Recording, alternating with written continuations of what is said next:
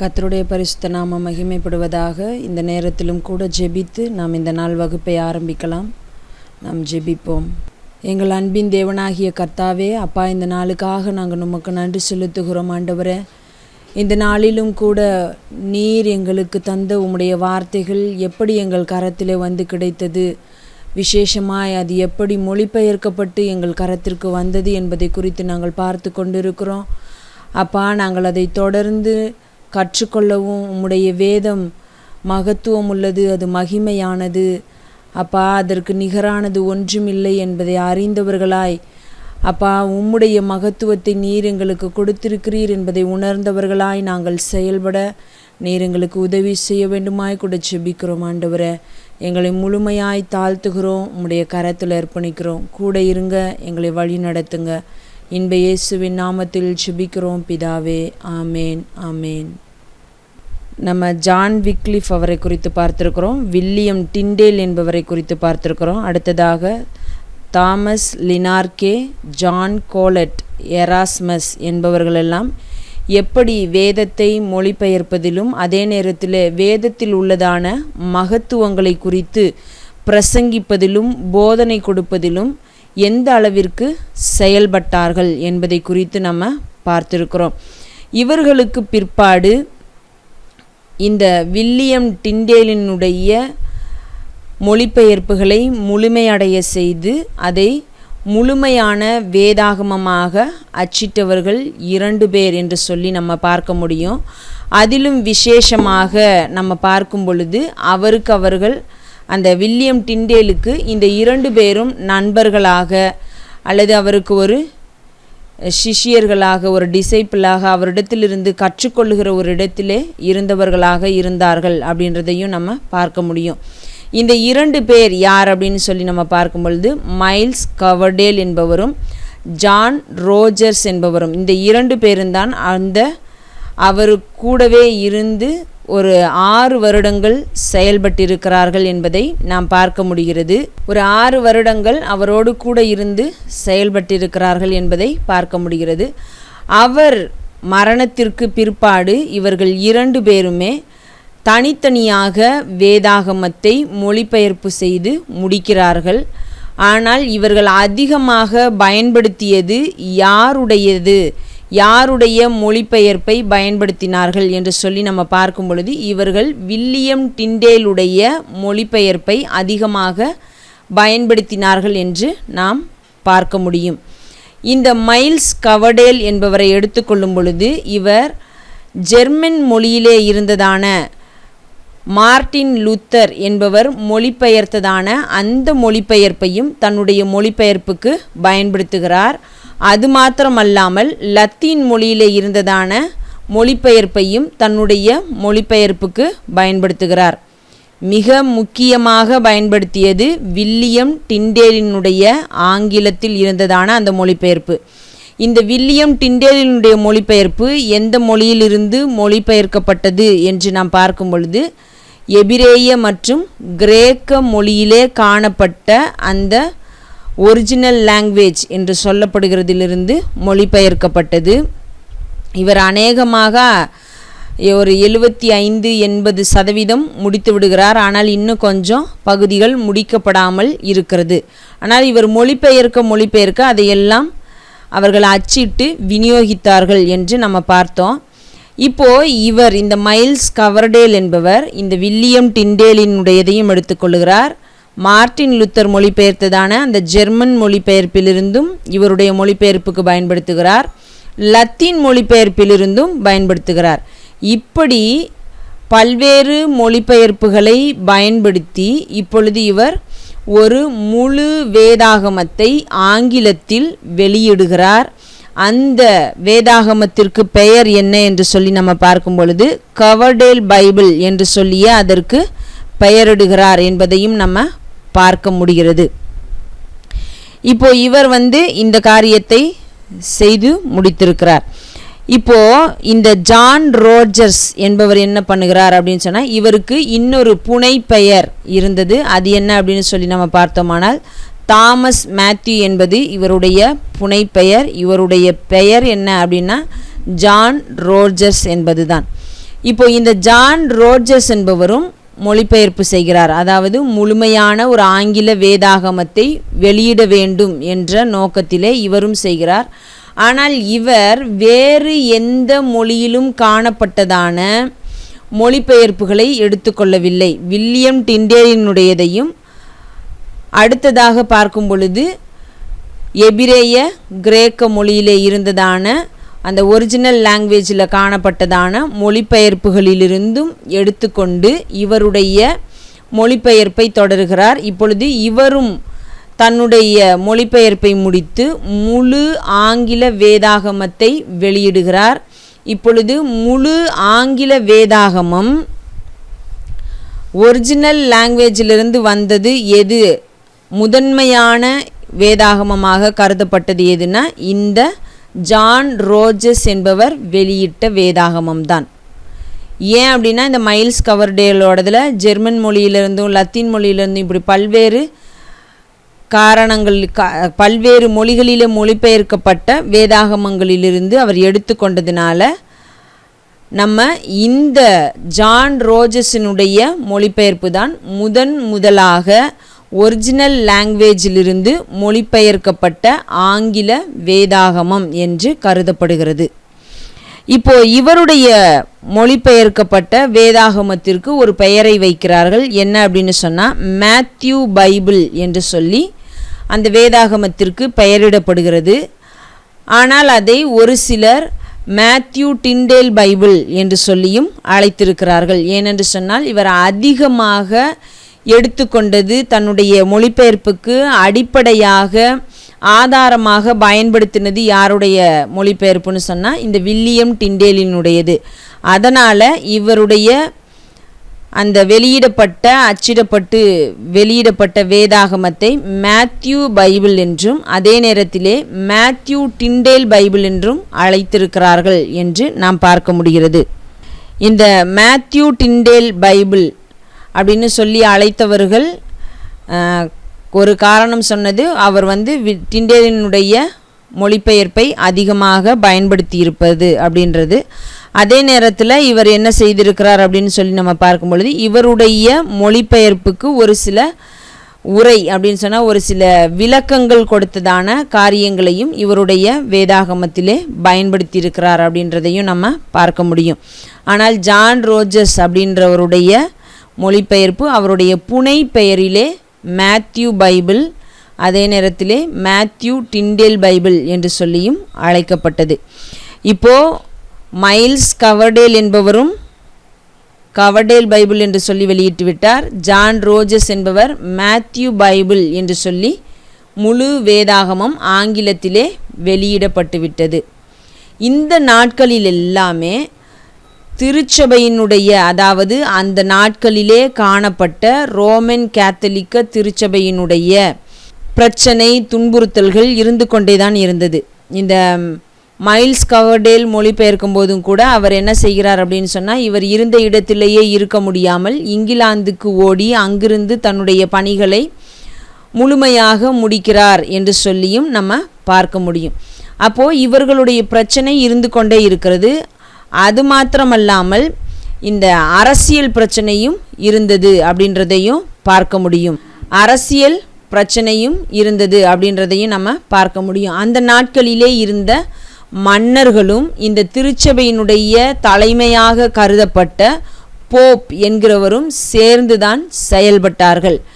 ஆகையினால இந்த மன்னர்களும் இப்படிப்பட்ட வேலையை செய்கிற அதாவது மொழிபெயர்ப்பு வேலையை செய்கிறவர்களை துன்புறுத்தினார்கள் அப்படின்றத நம்ம பார்க்க முடியும். ஆனால் இப்பொழுது ஒரு மாற்றம் வருகிறது. 8ஆம் ஹென்றி என்கிற மன்னர் இவர்களுக்கு நிதியுதவி செய்கிறார். அதாவது மைல்ஸ் கவர்டேல் என்பவருக்கு நிதியுதவி செய்து நீங்கள் பொறுப்பாக இருந்து ஒரு வேதாகமத்தை ஆங்கில வேதாகமத்தை உருவாக்குங்க, அதை நம்ம திருச்சபைகளில் வைக்க போகிறோம் அப்படின்னு சொல்கிறாரு. எப்படி இவர் அந்த சூழ்நிலைக்கு மாறினார்? ஏனென்றால் இப்பொழுது வரைக்கும் இந்த 8ஆம் ஹென்ரியும் கூட இந்த மொழிபெயர்ப்பு செய்கிறவர்களுக்கு விரோதமாக தான் செயல்படுகிறார்.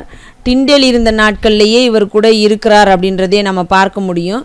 அப்போது இப்படியெல்லாம் பிரச்சனை செய்து கொண்டே இருந்த ஒரு மன்னன் எப்படி இப்பொழுது நிதியுதவி செய்தார், எப்படி அதற்கு ஒரு சப்போர்ட்டாக மாறினார் அப்படின்னு சொல்லி நம்ம பார்க்கும் பொழுது, இந்த ஹென்றி என்கிற 8ஆம் ஹென்றி என்று சொல்லப்படுகிறதான மன்னனுக்கு அவருக்கு ஒரு திருமணம் செய்து கொள்ள ஒரு விருப்பம் இருக்கிறது. அதை போய் போப்பினிடத்தில் தெரிவிக்கிறார். அப்போது அதில் இவருக்கும் போப்புக்கும் ஒரு பிரச்சனை வருகிறது. அப்படி பிரச்சனை என்று சொல்லி வரும் பொழுது இவர் ரோமன் கேத்தலிக்க திருச்சபையோடு கூட இருந்ததான அந்த உறவை துண்டித்து கொண்டு இவர் என்ன செய்கிறார் அப்படின்னு சொன்னால், இங்கிலாந்திலே காணப்பட்டதான திருச்சபையில் போய் சேருகிறார்.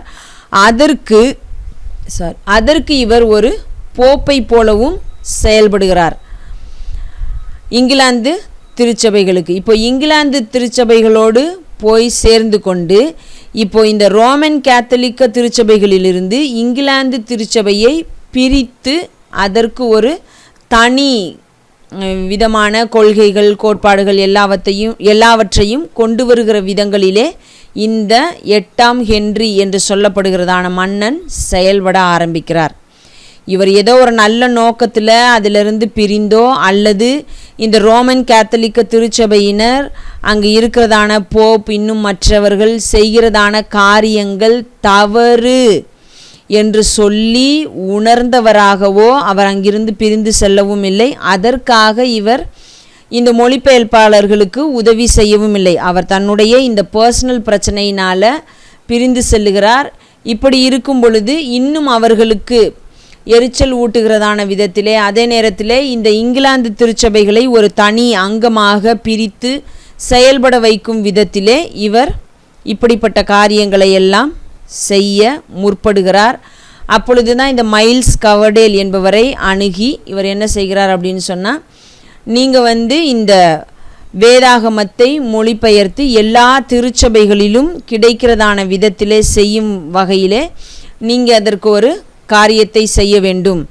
எல்லா திருச்சபையிலையும் வேதாகமும் இருக்கணும், திருச்சபையில் இருக்க மக்களுக்கும் கிடைக்கும் விதத்திலே நாம் செய்வதும் நல்லது தான் அப்படின்னு சொல்லி ஆங்கில வேதாகமத்தை வெளியிடுவதற்கு, அநேகருடைய கைகளிலே போய் சேருவதற்கு அவர் நிதியுதவி கொடுக்கிறார். அதற்கு ஒரு சப்போர்ட்டிவாகவும் இருக்கிறார். இப்போது இந்த 8ஆம் ஹென்றி என்பவரும் அந்த நாட்களிலே அந்த இங்கிலாந்திலே காணப்பட்ட திருச்சபைகளிலே இருந்த ஒரு பேராயர் என்று சொல்லப்படுகிற தாமஸ் கிரைன்மர் என்று சொல்லுகிறதான 2 பேரும் சேர்ந்து இந்த பணியை இந்த மைல்ஸ் கவர்டேல் என்பவரிடத்திலே ஒப்பு கொடுக்கிறார்கள். இவரும் அந்த பணியை ஏற்றுக்கொண்டு இவருடைய மொழிபெயர்ப்பிலே இன்னும் ஒரு சில திருத்தங்களை செய்து இப்பொழுது ஒரு வேதாகமத்தை வெளியிடுகிறார்கள். அந்த வேதாகமம் பெரிய வேதாகமமாக காணப்பட்டது. அதாவது அளவிலே பெரியதாக காணப்பட்டது.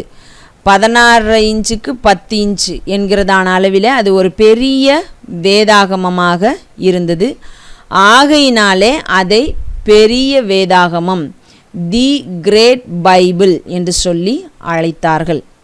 அதில் வேறு எந்த விதமான விசேஷித்த காரியங்கள் அப்படி இப்படின்னு சொல்லுகிறதற்கு இல்லை. அந்த வேதாகமம் ஒரு பெரிய அளவிலே ஒரு பெரியதாக 16 இன்ச்சுக்கு 10 இன்ச் என்கிற சொல்லப்படுகிறதான அளவிலே காணப்பட்டதினாலேயே அதை தி கிரேட் பைபிள் என்று சொல்லி அழைத்திருக்கிறார்கள் என்று சொல்லப்படுகிறது. இப்போது இந்த கிரேட் பைபிள் என்று சொல்லப்படுகிறதான பைபிள் அநேக நாட்களாக இந்த இங்கிலாந்து திருச்சபைகளிலே பயன்படுத்தப்பட்டு வந்தது. அங்கிருந்ததான ஒரு சில மக்களும் அதை வாங்கி தங்களுடைய வீட்டிலே வைத்து பயன்படுத்தினர். ஆனால் இங்கிலாந்திலே காணப்பட்ட எல்லா சர்ச்சஸ்லையும் ஒரு வேதாகமம் வைக்கப்பட்டிருந்தது.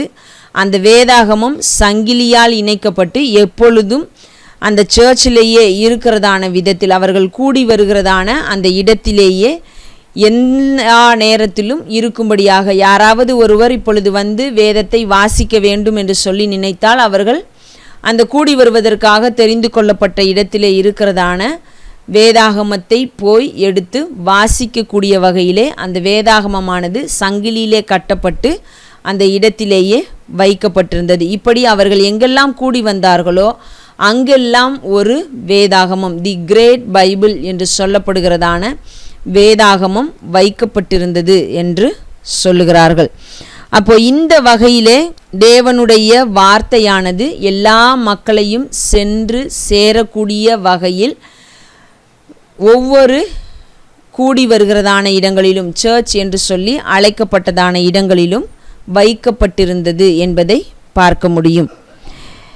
இப்போ இதற்கு பிற்பாடும் எல்லாமே இப்படியே ஸ்மூத்தாகவே, மொழிபெயர்ப்பாளர்களுக்கு சாதகமாகவே வேதாகமம் எல்லாருடைய கையிலும் போய் கிடைக்கக்கூடிய வகையிலே இருந்ததா என்று சொல்லி நம்ம பார்க்கும் பொழுது இல்லை என்று தான் நாம் சொல்ல முடியும். ஏன் அது இல்லாமல் போனது என்று சொல்லி நம்ம பார்க்கும் பொழுது, இவருக்கு இந்த 8ஆம் ஹென்றிக்கு பிற்பாடு வந்தவர்கள் யாரும் இதற்கு ஒத்துழைக்கவில்லை. இப்போ தி கிரேட் பைபிள் என்று சொல்லப்படுகிற வேதாகமம் இங்கிலாந்திலே தான் எல்லாருடைய கைகளிலும் போய் சேரக்கூடிய அளவிற்கு அச்சிடப்பட்டு கொண்டிருக்கிறது.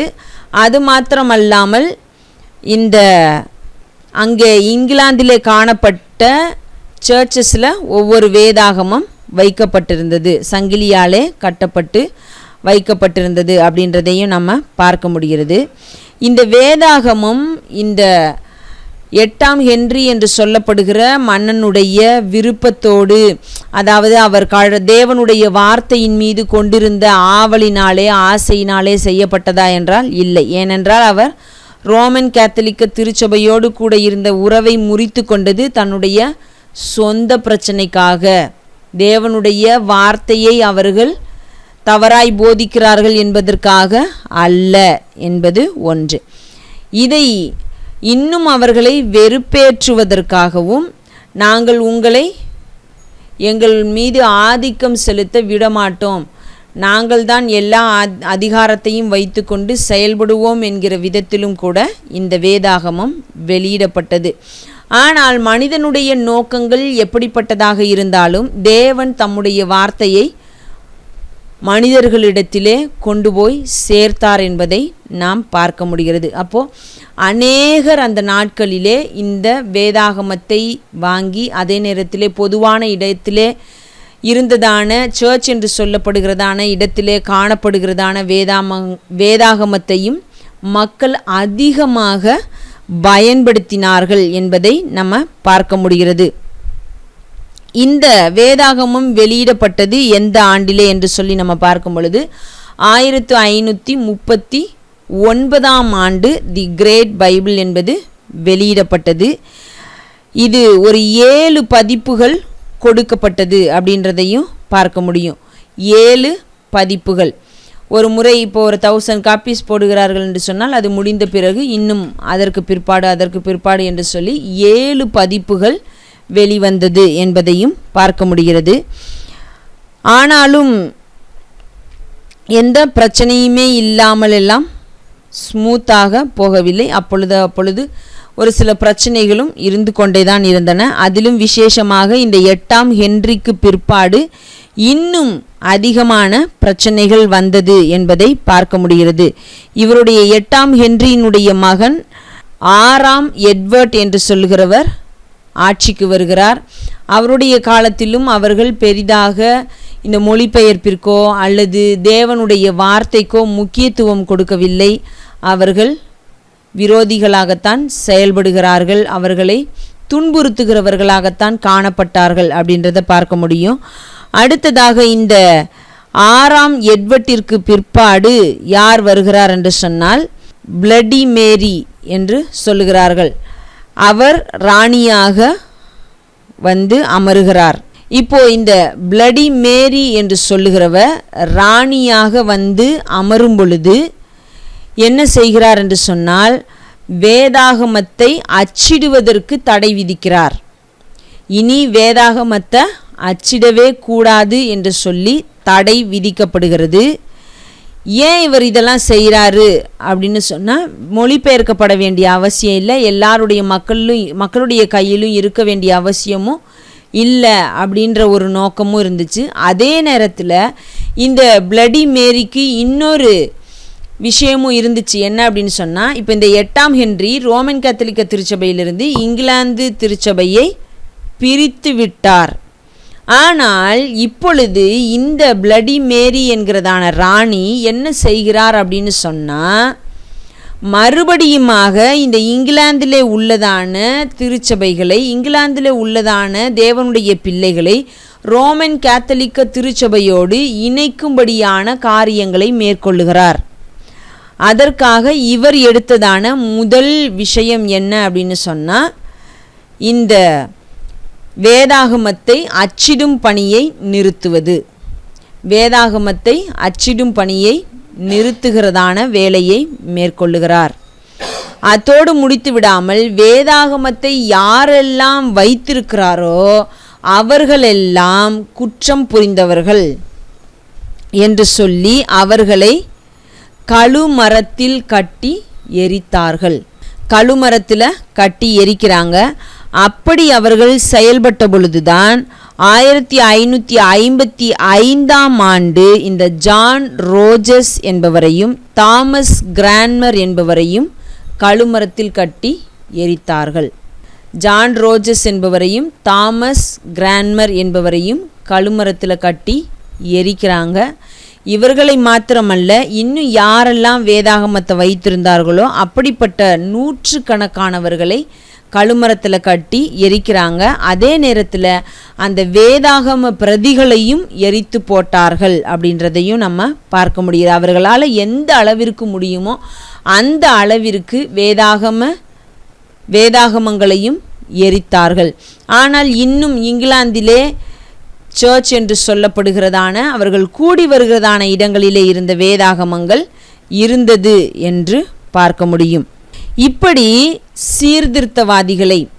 சீர்திருத்தங்களை கொண்டு வர வேண்டும், தேவனுடைய வார்த்தையின்படி நடக்க வேண்டும், தேவனுடைய வார்த்தை மிகவும் முக்கியமானது என்று சொல்லி செயல்பட்டவர்களையெல்லாம் இப்படி கொன்று போட்டு எரித்து போட்டு அவர்களையெல்லாம் மிகவும் கொடுமையாக துன்புறுத்திய காரியங்களை என்ன என்று சொல்லி அழைத்தார்கள் என்றால், மரியன் எக்ஸசைஸ் என்று சொல்லி அழைத்திருக்கிறார்கள். மரியன் எக்ஸசைஸ் என்று சொல்லி அழைத்திருக்கிறார்கள். ஏனென்றால் இது நடந்தது பிளடி மேரி என்று சொல்லப்படுகிறதான ராணியின் காலத்தில் தான். பிளடி என்பது இரத்தம், பிளட்டி, அதை தான் பிளடி மேரி என்று சொல்லி அந்த ராணியை அழைத்திருந்திருக்கிறார்கள். இரத்தத்தின் மேரி என்று சொல்ல, ஏனென்றால் அநேகருடைய இரத்தத்தை எடுத்தவள் அப்படின்றத பார்க்க முடியும். அநேகரை கட்டி வைத்து எரித்திருக்கிறாங்க. இன்னும் பல்வேறு சித்திரவதைகளை செய்து கொன்று போட்டிருக்கிறார்கள் என்பதை பார்க்க முடிகிறது. எதற்காகவென்று சொன்னால், இனிமே வேதாகமத்தை அச்சிடக்கூடாது.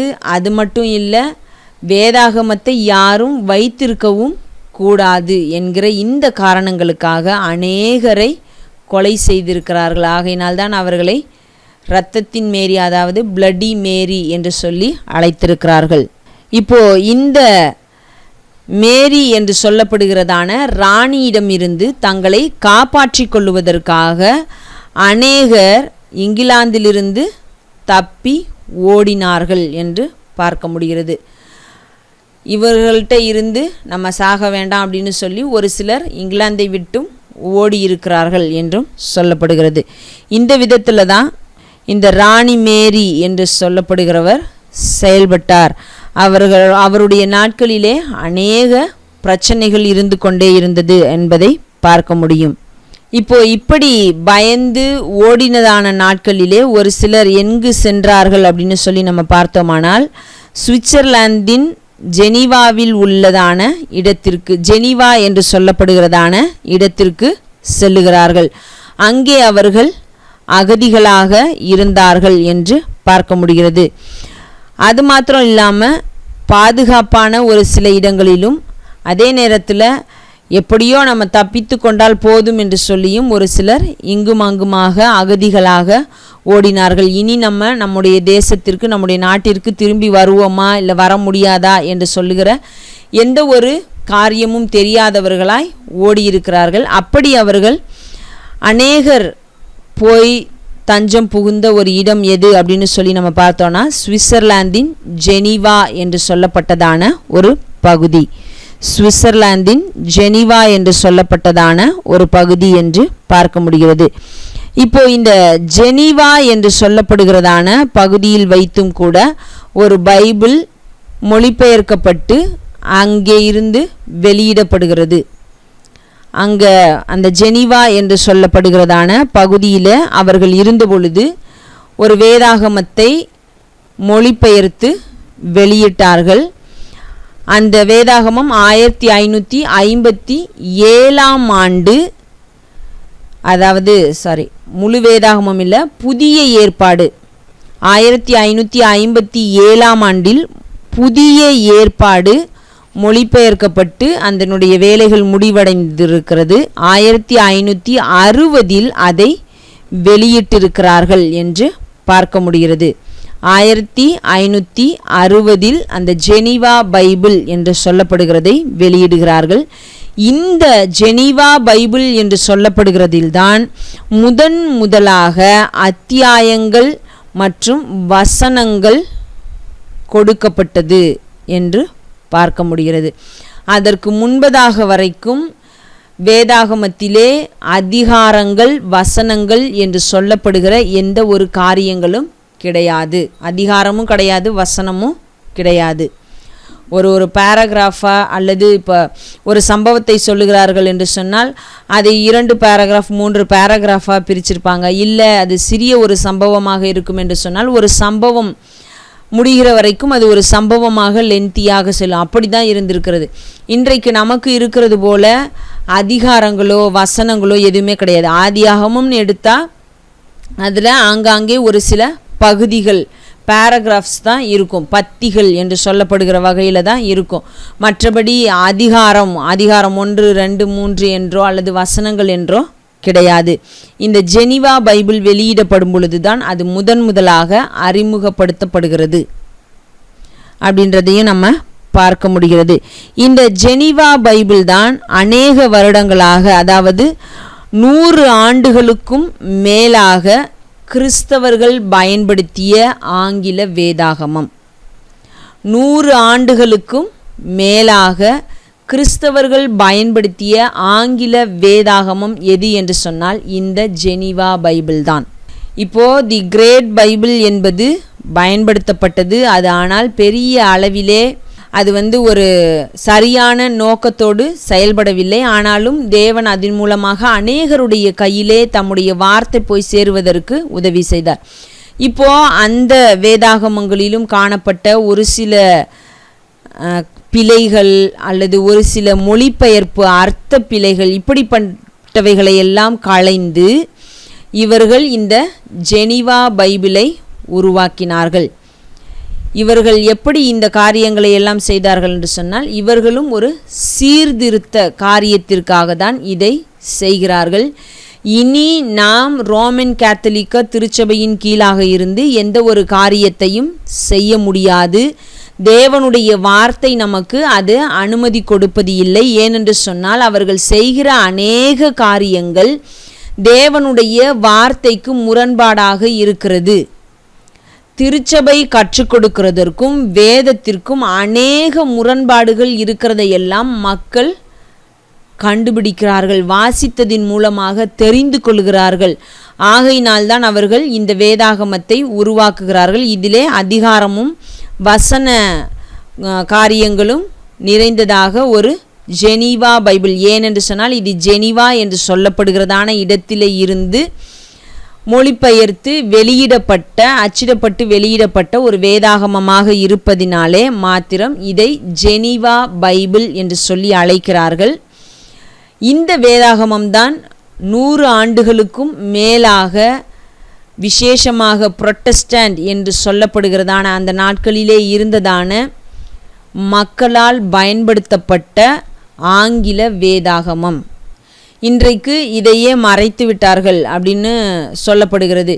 இன்றைக்கு அதிகமாக நம்ம பயன்படுத்துகிற, நம்ம ஒரு ரெஃபரன்ஸுக்காக எடுத்துக்கிற ஒரு ஆங்கில வேதாகமம் என்று சொன்னால் எதை சொல்ல முடியும் என்று நம்ம பார்க்கும் பொழுது KJV என்று சொல்லப்படுகிற கிங் ஜேம்ஸ் வேர்ஷன், அதுதான் இப்பொழுது இருக்கிறதான கொஞ்சம் ஓல்டு இங்கிலீஷில் இருக்கிற ஒரு இங்கிலீஷ் டிரான்ஸ்லேஷன். இப்போது மற்ற டிரான்ஸ்லேஷன்லாம் இப்போ அதற்கு பிற்பாடு அநேக டிரான்ஸ்லேஷன் வந்துருச்சு. அதில் ஒரு சில டிரான்ஸ்லேஷனை குறித்து நம்ம வருகிறதான நாட்களில் பார்ப்போம். இப்போது அப்படிப்பட்ட டிரான்ஸ்லேஷன்ஸில் ஒரு சில வார்த்தைகள் அல்லது ஒரு சில காரியங்கள் சரியாக படவில்லை, இது இப்படி தான் இருக்கிறதா என்று சொல்லி நம்ம செக் பண்ணணும் அப்படின்னு சொன்னால் எந்த டிரான்ஸ்லேஷனுக்கு போவாங்க அப்படின்னு சொன்னால் இந்த ஓல்டு டிரான்ஸ்லேஷன் என்று சொல்லப்படுகிற கிங் ஜேம்ஸ் வேர்ஷன் என்று சொல்லப்படுகிறதான அந்த டிரான்ஸ்லேஷனுக்கு தான் நம்ம போய் ஒரு ரெஃபரன்ஸுக்காக எடுத்தோம் அப்படின்னு சொன்னால் பார்ப்போம். ஆனால் இப்பொழுது நம்ம பார்க்கும் பொழுது நமக்கு அதிகமாக இன்னும் ஒரு சில ஃபெசிலிட்டிஸ் வசதிகள் கிடைத்திருக்கிறது. என்ன அப்படின்னு சொன்னால் இன்றைக்கி நமக்கு இந்த இணைப்புகள் இருக்கிறதுனால, இந்த இன்டர்நெட்டெல்லாம் இருக்கிறதுனால நம்ம ஒரு சில எபிரேய டிரான்ஸ்லேஷன்லேருந்து கிரேக்க டிரான்ஸ்லேஷன்லேருந்து இப்போ நம்ம பார்க்கக்கூடிய அளவிலே, அதாவது இணை வேதாகமங்கள், இப்போ நம்ம எபிரேயம், அதற்கு ஆங்கிலத்திலே, அதற்கு பிற்பாடு தமிழிலே, அதிலது எபிரேயம், கிரேக்கம், ஆங்கிலம் என்று சொல்லக்கூடியதான அளவிலே மொழிபெயர்ப்புகள் அந்த இப்போ நம்ம ஆங்கிலம், தமிழ் என்று சொல்லப்படுகிறதான இணை வேதாகமத்தை பயன்படுத்துகிறது போல இப்பொழுது நமக்கு இன்டர்நெட்டில் இப்படிப்பட்ட வசதிகள் எல்லாம் இருக்கிறது. ஆகையினால நம்ம ஒரு சில காரியங்களை செக் பண்ணணும் அப்படின்னு சொல்லும் பொழுது கிரேக்கத்தில் அந்த வார்த்தை எப்படி பயன்படுத்தப்பட்டிருக்கிறது, அதாவது புதிய ஏற்பாட்டிற்கு நம்ம செக் பண்ணுறோம் அப்படின்னு சொன்னால் கிரேக்கத்தில் இந்த வார்த்தை இப்படி தான் பயன்படுத்தப்பட்டிருக்கிறதா அல்லது வேறு எந்த விதத்திலே பயன்படுத்தப்பட்டிருக்கிறது, இந்த வார்த்தையை எல்லா இடங்களிலும் இதே பர்பஸுக்காக தான் பயன்படுத்தியிருக்காங்களா அல்லது வேறு எந்த பர்பஸுக்காவது பயன்படுத்தப்பட்டிருக்கிறதா என்றெல்லாம் சொல்லி பார்க்கக்கூடிய அளவிலே நமக்கு இப்பொழுது வசதிகள் இருக்கிறது. ஆகையினால நம்ம அப்படிப்பட்ட காரியங்களையும் நம்ம பார்க்க முடியும். இப்போ நமக்கு அதுக்கு ஒரே ஒரு உதாரணம் எடுத்துக்கொள்ளலாம் அப்படின்னு சொன்னால், நம்ம புதிய ஏற்பாட்டிலே பார்க்கும் பொழுது அநேகமாக நம்ம வாசிப்பது ஊழியக்காரன் என்று சொல்லப்படுகிறதான வார்த்தையை நம்ம வாசிக்க முடியும். அதில் ஒரு சில இடங்களிலே பார்க்கும் பொழுது ஆங்கிலத்திலே கொஞ்சம் வித்தியாசமான வார்த்தைகள் பயன்படுத்தப்பட்டிருக்கிறத நம்ம பார்க்க முடியும். மொழிபெயர்ப்புகளிலே அடிமை என்று சொல்லப்படுகிறதான வார்த்தை இருக்கலாம், அல்லது பாண்ட் சர்வன்ட் என்று சொல்லப்படுகிறதான ஸ்லேவ் என்று சொல்லி ஒரு சில இடத்துல இருக்காது, ஆனால் பாண்ட் சர்வன்ட், இப்படி வித்தியாசமான ஒரு சில வார்த்தைகள் பயன்படுத்தப்பட்டிருக்கிறத பார்க்க முடியும். அப்போ அது அங்கே என்ன சொல்லுகிறது அப்படின்னு சொன்னால், நார்மலாக நம்ம சர்வன்ட் அப்படின்னு சொல்கிறதுக்கும் ஸ்லேவ்னு சொல்கிறதுக்கும் அநேக வித்தியாசங்கள் இருக்கிறது. சர்வன்ட் என்று சொல்லும் பொழுது வேலைக்காரன், ஒரு ஊழியக்காரன் என்று சொல்லுகிறதான இடத்துல தான் அந்த வார்த்தை பயன்படுத்தப்படுகிறது. ஸ்லேவ் என்று சொல்லும் பொழுது அடிமை என்கிறதான இடத்திலே பயன்படுத்தப்படுகின்றது. ஆனால் இந்த இரண்டுக்கும் நம்ம பார்க்கும் பொழுது ஒரு சில நேரத்தில் டிரான்ஸ்லேஷனில் ஒரே வார்த்தையை பயன்படுத்தி இருப்பார்கள். ஆனால் கிரேக்கத்தில் நம்ம போய் பார்க்கும் பொழுது இல்லை, இரண்டு இடங்களிலும் வெவ்வேறு வார்த்தைகள் பயன்படுத்தப்பட்டிருக்கிறது. அப்போது எல்லா இடத்திலும் நாம் இதை ஒரே மாதிரி புரிந்து கொள்ள முடியாது என்று சொல்லுகிறதான ஒரு புரிதல் நமக்கு கிடைக்கும். இப்படி தான் மொழிபெயர்ப்புகளில் ஒரு சில அர்த்த பிழைகள் இதெல்லாம் இருக்கிறத தான் திருத்துகிறதான பணியும் நடந்தது. அதே நேரத்தில் ஒரு சில எழுத்து பிழைகள் இப்படிப்பட்டவைகள் இருந்ததையும் திருத்துகிற பணிகள் நடந்தது. நம்ம பைபிள் ஃபேக்ட்ஸ் என்று சொல்லி ஒரு சில காரியங்களை வருகிறதானால கற்றுக்கொள்வோம். அப்பொழுது அந்த எழுத்து பிழைகள்னால என்னென்ன பிரச்சனை இருந்தது, அந்த பைபிளுக்கு அவர்கள் என்ன இந்த எழுத்து பிழை இருந்ததுனால அந்த பைபிளுக்கே என்ன பெயர் கொடுத்தார்கள் என்றெல்லாம் சொல்லி நம்ம ஒரு சில காரியத்தை கற்றுக்கொள்ள முடியும். அப்படி இந்த ஜெனீவா பைபிள் என்று சொல்லப்படுகிறதான பைபிள் வெளியிடப்படுகிறது. இந்த பைபிள் தான் முதலாக ஒரு ஸ்டடி பைபிளை போன்றும் செயல்பட்டது. இந்த பைபிள் தான் முதலாக ஒரு ஸ்டடி பைபிளாகவும் செயல்பட்டது அப்படின்றத பார்க்க முடியும். ஏன் அப்படின்னு சொன்னால் இதில் அத்தியாயங்கள், அதாவது அதிகாரங்கள், வசனங்கள், அந்த காரியங்களெல்லாம் சேர்க்கப்பட்டிருக்கிறது. அது மாத்திரம் இல்லாமல் வசனங்களுக்கு ஒரு சில அர்த்தங்கள் எக்ஸ்பிளனேஷனும் கொடுக்கப்பட்டு வெளியிடப்பட்ட முதல் வேதாகமம் எது அப்படின்னு சொன்னால் இந்த வேதாகமம் தான்.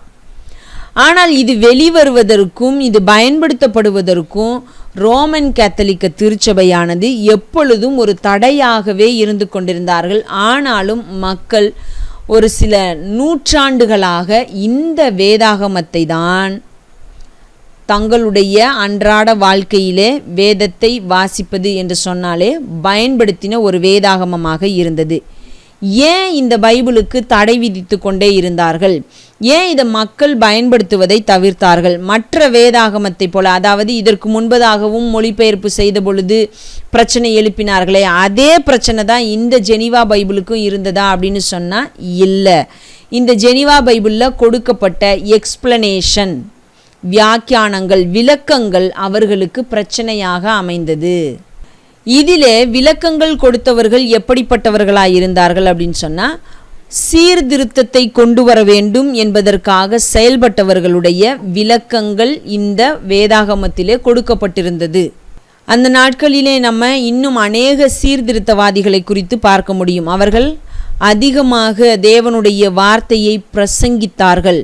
அப்படி பிரசங்கித்தவர்களிலே நம்ம பார்க்கும் பொழுது கால்வின் என்று சொல்லப்படுகிற ஒருவர் தேவனுடைய வார்த்தையை பிரசங்கிக்கிறார். அவரெல்லாம் அதிகமாக தேவனுடைய வார்த்தையை பிரசங்கித்ததோடு அநேக உபதேசங்களை குறித்து பேசியிருந்த ஒரு சீர்திருத்தவாதியாக காணப்பட்டார். அந்த நாட்களிலே மறுமலர்ச்சியை கொண்டு வருகிறதிலே இந்த ஜான் கால்வின் என்று சொல்லப்படுகிறவரெல்லாம் அதிகமாக செயல்பட்டார்கள் அப்படின்றத பார்க்க முடியும். அப்போ அவருடைய கருத்துக்கள், அதாவது அவருடைய அந்த விளக்கங்கள் எல்லாம் கூட, ஒரு சில விளக்கங்கள் எல்லாம் இந்த வேதாகமத்திலே அவர்கள் விளக்கங்களாக ஒரு படித்து தெரிந்து கொள்வதற்காக சேர்த்திருந்தார்கள் என்று சொல்லப்படுகிறது. இப்படி இந்த விளக்கங்கள் கொண்ட பகுதிகளெல்லாம் இருந்ததுனால இது இன்னும் அதிகமாக ரோமன் கேத்தலிக்க திருச்சபையினருக்கு பிரச்சனையை கொடுக்கக்கூடிய விதத்திலே காணப்பட்டது. ஆகையினாலே அவர்கள் இதை முழுமையுமாக எதிர்க்கிறார்கள். இப்பொழுது இதை மக்களுடைய மனதிலே இந்த வேதாகமத்தை இருந்து எடுப்பதற்கு, அதே நேரத்தில் இப்போ இனிமேலும் நம்ம ஒரு மொழிபெயர்ப்பு என்று சொல்லுவது தவறு என்று சொல்லுகிறதான விதத்திலேயே நம்ம என்ன பண்ண முடியாது, நாட்களை கடத்தி கொண்டே இருக்க முடியாது. அதையே மக்கள்கிட்ட சொல்லி நம்ப வைத்து கொண்டும் இருக்க முடியாது என்பதையெல்லாம் புரிந்து கொண்டவர்களாய் இப்போ இவர்களே ஒரு முடிவுக்கு வருகிறார்கள். என்ன செய்வது, எப்படி இந்த மொழிபெயர்ப்பை ஒழித்து கட்டுவது, அதாவது இந்த ஜெனிவா மொழிபெயர்ப்பு இதெல்லாம் ஒரு புறமாக ஒதுக்கி வைத்துவிட்டு நாங்களும் உங்களுக்கு ஒரு ஆங்கில மொழிபெயர்ப்பு கொடுக்குறோம், இதுதான் நம்முடைய திருச்சபையின் ஆதாரமாக இருப்பது, இந்த மொழிபெயர்ப்பு தான் நம்முடைய திருச்சபையில் இருக்கிற ஆங்கிலத்தை தெரிந்தவர்களெல்லாம் வாசிக்க வேண்டும் அப்படின்னு சொல்லி ஒரு வேதாகமத்தை கொடுத்துட்டா இந்த பிரச்சனைக்கு ஒரு முடிவு கட்டிடலாம். அப்போது இந்த ஜெனிவா பைபிளை நோக்கி, இந்த ஜெனிவா மொழிபெயர்ப்பை நோக்கி மக்கள் செல்ல மாட்டார்கள் என்கிறதான விதத்திலே அவர்கள் மிகவும் தந்திரமாக செயல்படுகிற காரியங்கள் எல்லாம் நடந்து அவர்கள் ஒரு மொழிபெயர்ப்பை கொண்டு வருகிறதான விஷயங்கள் நடக்கிறது. சரி, அதை நம்ம அடுத்த வாரத்தில் பார்க்கலாம். இப்போ இந்த ஜெனிவா மொழிபெயர்ப்பு பயன்படுத்தப்பட்டு கொண்டே இருக்கிறது. இதில் நம்ம பார்க்கும் பொழுது 1560 1644 இந்த வருடங்கள் வரைக்கும் இந்த ஜெனிவா பைபிள் அச்சிடப்பட்டு கொண்டே இருந்தது. அநேகருடைய கரங்களுக்கு சென்றது. அநேகர் அதை வாசித்தார்கள், தேவனுடைய வார்த்தையை தெரிந்து கொண்டார்கள், தேவனுக்காக எழும்பி பிரகாசிக்க வேண்டும் என்று நினைத்தார்கள். இந்த நாட்களில்தான் அநேக சீர்திருத்தவாதிகள் எழும்பினார்கள், தேவனுடைய வார்த்தையை போதித்தார்கள் என்பதை நம்ம பார்க்க முடியும். அப்போ இந்த 1560 1644 இந்த இடைப்பட்ட காலங்களில் எத்தனை பதிப்புகள் வெளியிடப்பட்டது அப்படின்னு சொல்லி நம்ம பார்த்தோமானால் 144 பதிப்புகள் வெளியிடப்பட்டன. இந்த ஜெனிவா பைபிளினுடைய 144 பதிப்புகள் 1560 1644 இந்த இடைப்பட்ட காலங்களில் வெளியிடப்பட்டது என்று நாம் பார்க்க முடிகிறது. அதே நேரத்தில் அமெரிக்காவிற்கு கொண்டு செல்லப்பட்ட முதல் ஆங்கில வேதாகமம் எது அப்படின்னு சொல்லி பார்த்தா இந்த ஜெனிவா பைபிள். அமெரிக்காவிற்கு எடுத்து செல்லப்பட்ட முதல் ஆங்கில வேதாகமமாக இருந்ததும் இந்த ஜெனிவா பைபிள் அப்படின்றது தான். அது மட்டும் இல்லாமல் பியூரிட்டன்ஸ் அப்படின்ற சொல்லப்படுகிறவர்களும், அதாவது தேவனுடைய வார்த்தையை தெரிந்து கொள்ள வேண்டும் என்று சொல்லுகிற ஆசை உள்ளவர்களும், அது மாத்திரமல்லாமல் தேவனுடைய வார்த்தைக்காக செயல்பட்டு அநேக இடங்களுக்கு சென்று தேவனுடைய வார்த்தையை பிரசங்கித்தவர்களாகட்டும் போதித்தவர்களாகட்டும், இப்படிப்பட்டவர்கள் எல்லாமே இந்த ஜெனிவா மொழிபெயர்ப்பை தான் பயன்படுத்தினார்கள் என்று பார்க்க முடிகிறது. இது புரொட்டஸ்டன்ட் சீர்திருத்தத்தின் வேதாகமம் என்று சொல்லியும் அழைக்கப்பட்டது. புரொட்டஸ்டன்ட் சீர்திருத்தத்தின் வேதாகமம் என்று சொல்லியும் அழைக்கப்பட்டது. அதற்கு பிற்பாடு நம்ம பார்க்கும் பொழுது 1644 பிற்பாடு இந்த ஜெனிவா பைபிள் இவ்வளவு பிரபலமாக இருந்த, அநேகரை சீர்திருத்தத்திற்குள் நடத்தின, மறுமலர்ச்சிக்குள் நடத்தின, தேவனுக்கு நேராக நடத்தின இந்த வேதாகமம் அச்சிடப்படுவது தடை செய்யப்பட்டு விட்டது. அதற்கு பிற்பாடு இந்த வேதாகமத்தை அவர்கள் அச்சிடவே இல்லை என்று பார்க்க முடிகிறது. இப்போ இந்த பிளட்டி ராணி அப்படின்னு சொல்லப்படுகிறதான ராணி மேரியினுடைய ஆட்சி முடிவுக்கு வருகிறது.